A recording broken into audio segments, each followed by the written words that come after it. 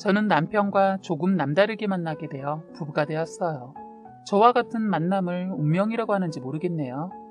저는 지금부터 저와 남편과의 운명 같은 만남과 시부모님들의 이해할 수 없는 행동이나 사고방식에 대해 얘기해 볼까 합니다.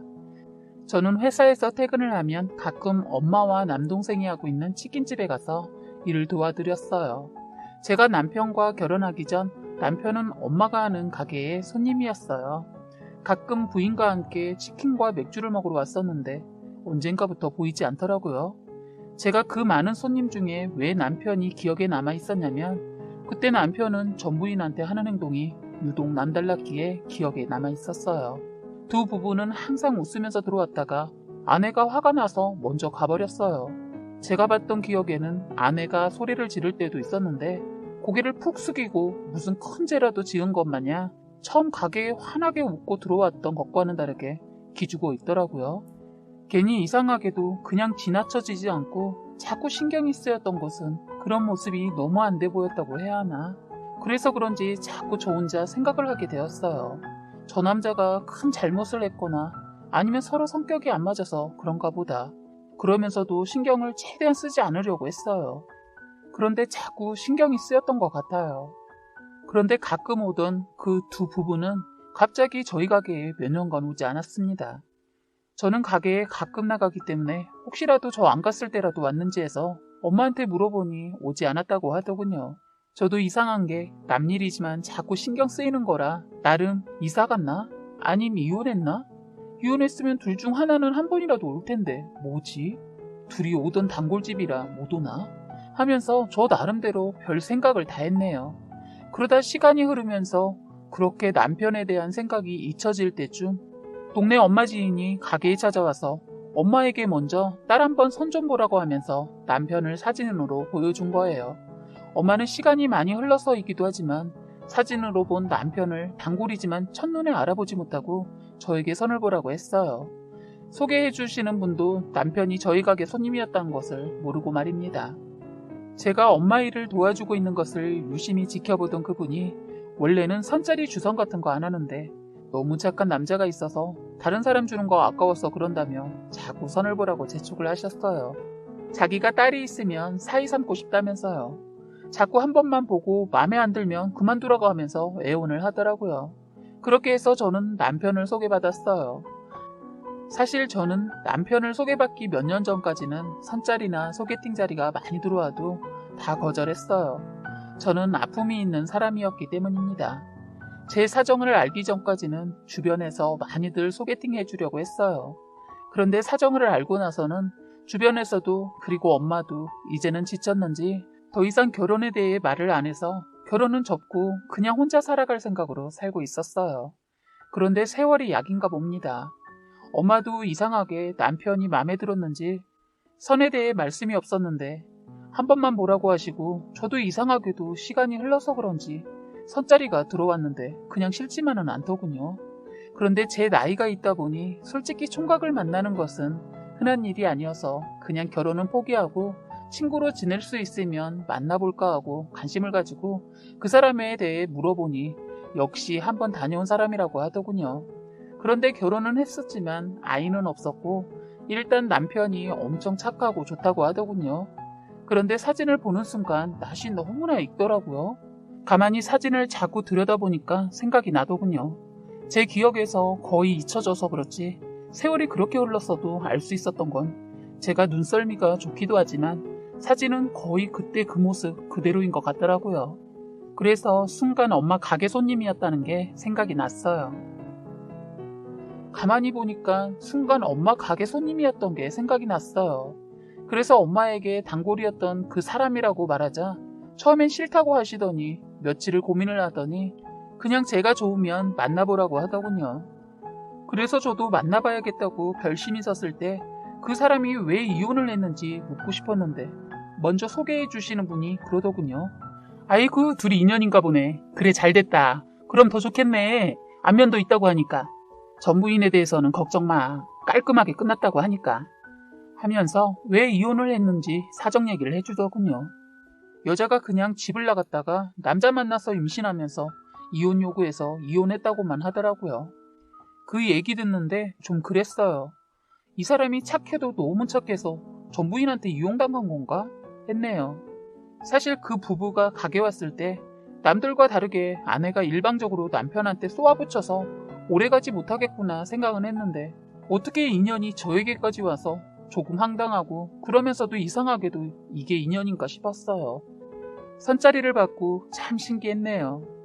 저는 남편을 만나기 10년 전에 결혼을 할 뻔한 사람이 있었는데 사귀는 동안 남자친구가 백혈병에 걸려서 오랫동안 병간호를 해주다 좋은 곳으로 보내고 그 사람 이후에는 아예 연애를 안 하고 살던 집에 남동생이 들어가고 저는 엄마 집에 들어와 엄마랑 둘이 살고 있었거든요. 그래서 결혼은 꿈도 꾸지 않고 있었어요. 그런데 이것도 인연인가 싶어서 그냥 친구로 지낼까 하는 마음에 만남이 싫지는 않아서 만나봤어요. 그런데 직접 보고는 더 놀라웠어요. 솔직히 사진 보고는 옛날 사진인가 했는데 직접 만났을 때 보자마자 더 깜짝 놀랐어요. 저는 많이 변했는데 그 사람은 사진으로 보이지 않았던 흰머리 빼고는 너무 변하지 않은 모습이더라고요. 저는 남편과 몇 마디 나눠보고 이상한 끌림을 느꼈어요.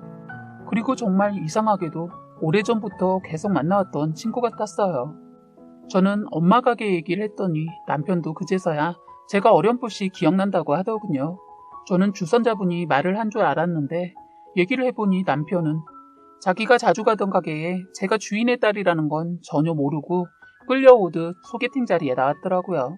그렇게 저희는 둘이서 이런저런 얘기를 해보니 저희가 처음 본 게 7년 전에 봤더라고요. 그땐 결혼을 한 상태였는데 다시 만났을 때는 이혼한 지 5년이나 지났다고 하더군요.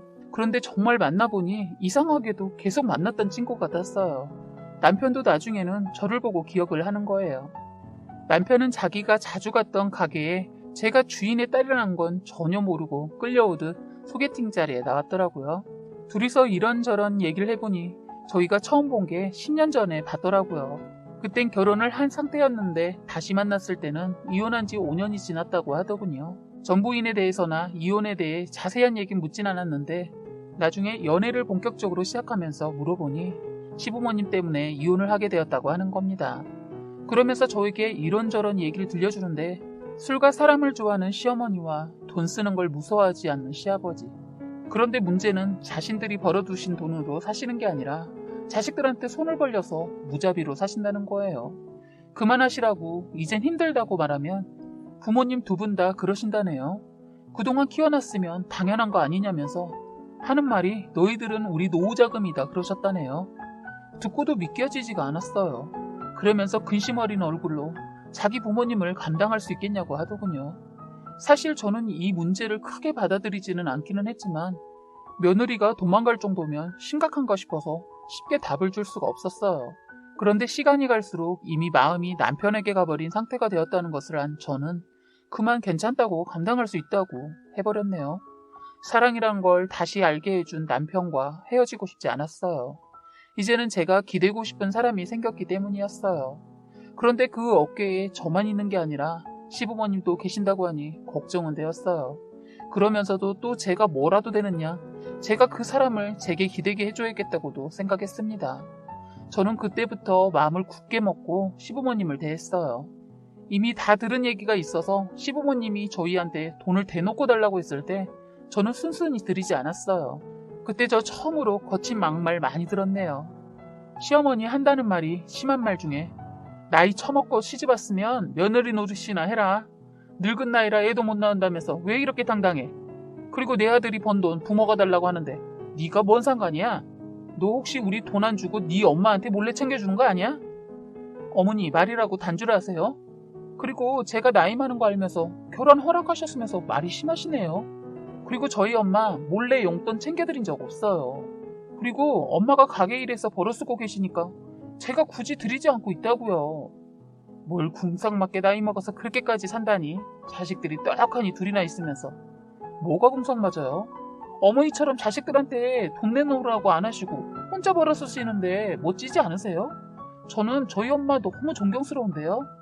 그리고 어머님 아버님 용돈 드리는 거 적은 돈 아닌데 왜 시도 때도 없이 자꾸 이렇게 돈을 달라고 하세요? 너도 늙어봐라. 돈 들어갈 것이 얼마나 많은지. 다 필요 없고 그냥 100만 원만 통장에 입금해라. 저 이번엔 입금 못 해드려요. 그렇게 아세요. 어제 동사랑 통화하니까 동사한테도 100만 원 요구하셨다고 하던데 어디에다 쓰시려고 그러세요? 네가 내 사생활을 왜 물어? 그냥 보내라고 하면 보내지. 보내. 안 그러면 나 가만 안 있는다. 그렇게 하고 전화를 끊으셨어요. 그런데 저 그런 전화 하나도 안 무서웠어요. 이렇게 해서 남편이 돈 보내드린 게 한두 번이 아니어서 그거 알고 나서는 경제권을 제가 다 가져왔거든요. 그걸 아시고서는 아들한테 이제는 손 내밀지 못하니까 그때부터 저한테 협박식으로 돈을 달라고 하는 겁니다. 아무리 사람 좋아하고 술 좋아한다지만 이렇게까지 100단위로 돈을 요구하는 것에 의문이 들어 시댁에 말도 안 하고 쳐들어간 적이 있었어요. 저는 시댁에 가서 정말 기가 막혀서 말이 안 나왔습니다. 시어머니 친구분한테 속아서 물건을 거실에 쌓아뒀더군요. 팔지도 못하는 것들을 받아다 이러지도 저러지도 못하니까 쌓아두기만 하고 저희한테 돈을 요구한 거예요. 거기에다 아버님은 사기를 당해서 물건을 사다 드린 게 안방에 한가득이었어요. 몸에 좋다는 금립을 이라나 뭐라나. 거기에다 전기 옥돌장판에 옥돌 침대까지 뭐 이딴 걸 100단위가 넘는 것들을 엄청 사다 드렸더군요. 돈도 없어서 자식들한테 용돈 받아 쓰시고 계시면서 말입니다. 한심했어요. 저희는 서둘러 남편과 저는 그곳을 신고하려고 했는데 벌써 자리를 뜬 상태였습니다. 반품도 안 되는 것들이 장롱까지 차지하고 있더군요. 물건 중에는 시중에서 20만 원만 주면 살 수 있는 것을 150에 샀다고 하는데 말문이 턱 막혔어요. 건강식품이라고 사다 드린 것도 어마어마했어요. 돈 쓰는 걸 무서워하지 않는 아버님은 100만 원을 우습게 하셨어요. 가진 것도 없으면서 말입니다. 저는 이대로 안 될 것 같아서 부모님께 말씀드렸어요. 저는 이 시간 이후로 부모님들 용돈 드리는 거 반으로 드릴 거예요. 모자란 것은 이거 파셔서 쓰세요. 했더니 시아버지 발끈하셔서는 입에 거품을 물고 널 시집 온 게 얼마나 됐다고 이래라 저래라야. 네가 내 자식 돈으로 지금 생색 내는 거야? 저도 이대로는 안 될 것 같아 강하게 나갔습니다. 네, 이 사람 돈이 제 돈이고요. 제 돈이 이 사람 돈입니다. 그래서 말인데요. 이제는 서로 상의 없이 돈 쓰는 거 못하게 할 거예요. 그리고 이 사람이 그동안 부모님께 할 만큼 했다고 생각하는데요. 저희 결혼할 때도 아버님이 크게 사고 치는 바람에 이 사람이 다 갚아드렸잖아요. 언제까지 자식 돈을 그렇게 쉽게 생각하실 거예요? 다 필요도 없는 거 이런 거 왜 자꾸 사시냐고요. 제 말을 듣고 있던 시어머니도 저를 잡아먹을 듯이 한 소리 하더군요. 내 자식이 해준 것을 네가 왜 따지고 들어? 자식이 결혼했으면 달라지셔야 하는 거 아니세요? 그동안은 이 사람이 부모님 협박에 들었는지 모르겠지만 그만하게 할 거예요. 협박? 이놈이 그러디? 네, 이 사람한테 들었는데 돈 달라 하면서 항상 그러셨다면서요. 너희를 이렇게까지 키워놨으면 앞으로 노후는 책임지라고. 당연한 거 아니냐? 아니 뭐가 당연해요? 자식들도 가정이 생기면 벌어먹고 살기 바쁜데 너무 하신다는 생각 안 드세요? 착한 아들 두셔서 그동안은 다 받아드셨는지 모르겠지만요. 이젠 제가 못하게 할 거예요. 자식이 돼서 그것도 못해? 어느 정도 해야죠. 너무 심하잖아요. 솔직히 어머님도 그래요. 돈도 없으시면서 왜 자꾸 친구분들 밥 사주고 술 사주고 물건 같은 거 사주시는 거예요? 어머님도 돈 없으시면서 누굴 도우시냐고요. 사고친 거 그게 다 자식들 몫이 되잖아요. 하자 시어머니 할 말이 없으니까 저를 밀치셨어요. 그걸 보고 남편이 놀라서 자기 엄마를 사정없이 잡았어요. 시어머니의 아들의 행동이 괘씸했는지 세상에 저딴 것이 우리 집에 들어와서 내가 무슨 개 같은 꼴을 보고 있네 라고 했고 저는 어머니 계란이요? 저 사람이고요. 저는 저딴 개라는 말 어머니께 들을 이유도 하나 없어요. 그리고 자식이 무슨 하라면 다 하는 그런 존재인가요? 저희는 그렇게 못하니까 그렇게 아세요. 라고 제대로 시어머니가 알아듣도록 말해줬어요. 그랬더니 저것이 말하는 거 보소. 아이고 어디서 배워먹은 버릇이라고 주둥이 놀리는 것 봐. 이래서 자식 키워봤자 다 소용없다. 부모가 돈을 쓰면 얼마나 쓴다고 아까워하고 다 필요 없으니까 다 꺼져. 코딱지만한 용돈 준다는 것도 보내지 마. 내가 거지 아니니까.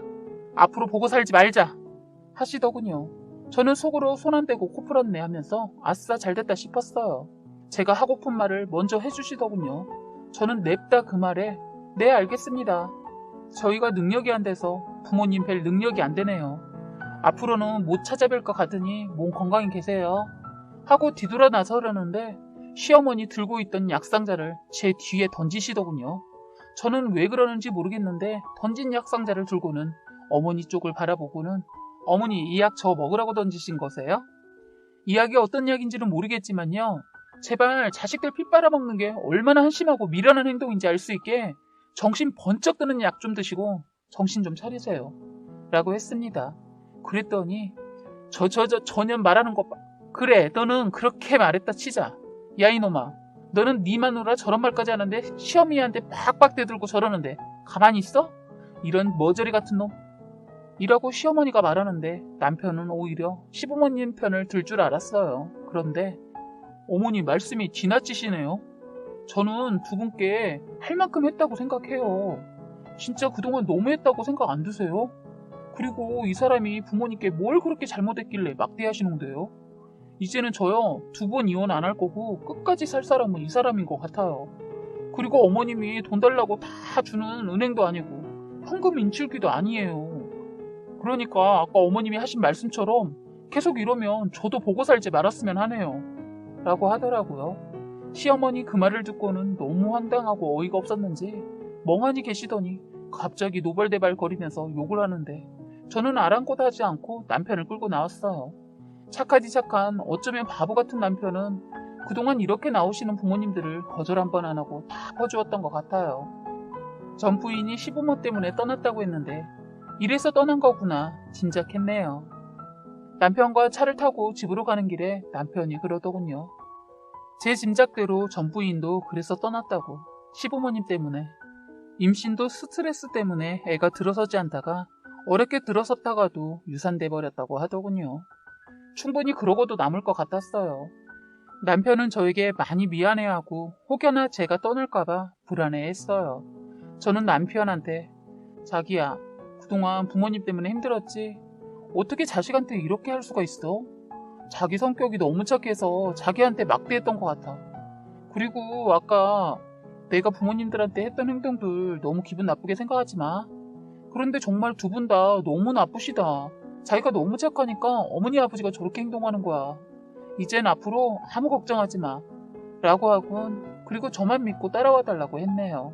남편은 저에게 그래 아까는 자기가 우리 아버지 어머니한테 너무 심하게 하는 것 같아서 내가 어떻게 해야 할지 몰랐지만 지금 다시 생각해보니까 내가 미련하게 너무 아버지 어머니한테 원인 제공을 했던 것 같아. 그래 자기 말대로 그렇게 할게. 하지만 언젠가 될지 모르겠지만 두 분이 정신 차리신다면 그때는 용서해주고 뵙는 걸로 하자 라고 하더군요. 그래서 그래 하지만 사람 쉽게 변하지 않더라고. 우리 아버지에 대해 전에 말한 적 있지? 그렇게 엄마한테 애골볼 거라고 다시는 안 그러겠다고 하고 바로 똑같아지던데. 자기가 말하니 일단은 알겠어. 부모님이 변하신다면 그때는 우리도 다시 뵙는 걸로 하자 라고 말했습니다. 예전에 아버지 때문에 저는 이보다 더한 삶을 살아서 그런지 아무것도 두렵지 않았어요. 그냥 아닌 것은 애초에 싹을 싹 잘라버려야 한다는 생각밖에 들지 않아서 그렇게 했을 뿐입니다. 그리고 제 몸에 전략이 뼛속까지 배어있는 사람이라 시부모님의 행동은 제 상식선에서 도저히 받아들여지지가 않았어요. 그리고 더 놀라운 건 여느 부모님들처럼 자식들 위해 안 쓰고 안 먹고 자식을 키운 것도 아니고 대출까지 받아서 당신들 쓸 거 다 쓰고 살아서 빚도 엄청 많았다고 해요. 그래서 그 빚도 나중엔 자식들이 벌어서 갚았다고 하더라고요. 참 말이 안 나옵니다. 저희는 그날 이후로 지금까지 시부모님들 변하지를 않아서 안 보고 삽니다. 어머니가 보고 살지 말자고 했던 말 책임을 져야 하는 게 당연한 거니까요. 다행히 남편이 제 말을 잘 들어주어서 이렇게 살고 있네요. 가끔 동서한테 전화가 오는데 참 기가 막힌 게 시어머님이 이제는 우리와 사이가 틀어지고 안 보고 사니까 동서네한테 큰돈을 요구한다고 하더군요. 동서한테 강하게 나가라고 코치는 했는데 착해서 그런지 가끔 시어머니한테 돈을 주고 있는 것 같았어요. 시부모님의 사고방식은 돌아가시기 전에는 고치기 힘들 것 같더군요. 동서 말 들어보니 동네에 항상 오는 노인들 상대로 하는 약장수들이 파는 그곳에서 산 전기 옥돌장판도 문제가 생겨 불이 났었는데 다행히 집에 소화기가 있어서 큰 불은 안 났다고 하더라고요. 사기당해서 샀기 때문에 반품도 안 되고 침대도 문제가 생겼는데 고치지 못하고 그냥 쓴다고 하는데 참 답답하더군요. 왜 보상도 못 받은 그런 돌팔이 약장사가 파는 그곳에서 물건을 사다 드리는지 이해가 안 가요. 시댁 얘기 듣다 보면 속이 터져서 이젠 듣기도 싫어서 동서한테 이젠 두 분 얘기 전하지 말라고 했어요.